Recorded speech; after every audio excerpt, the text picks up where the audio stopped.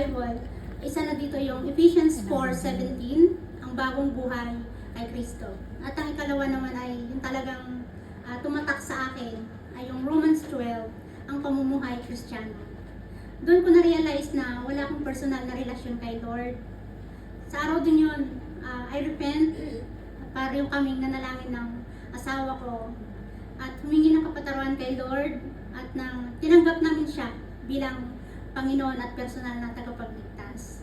Nasabi nga sa John 14 verse 6, Jesus said unto him, I am the way, the truth, and the life. No man come to the Father but by me. Unti-unting binago ni Lord ang aking puso. He gave me a new desire. Naging mapagkumbaba, natuto akong tumanggap ng aking pagkakamali. Baguhin yung mga pananalita kong dating hindi ko iniisip kapag ako nagpitaw sa aking kapwa. At natutunan ko rin maging makontento at nakaramdam ako ng kakaibang saya at makagaanan sa loob ng time na yun.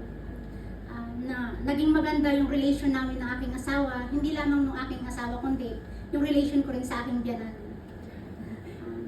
We put God first in our life. So yun, lahat ay parang naging smooth yung aming samahan. Wala na yung kaunting bagay na hubangayan, kaunting bagay parang aabot na yung bangayan na yun hanggang sunod na buwan.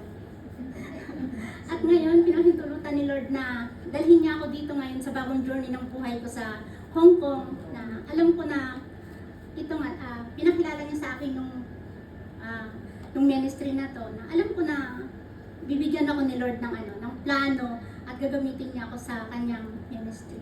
Amen. To God be the glory. Amen.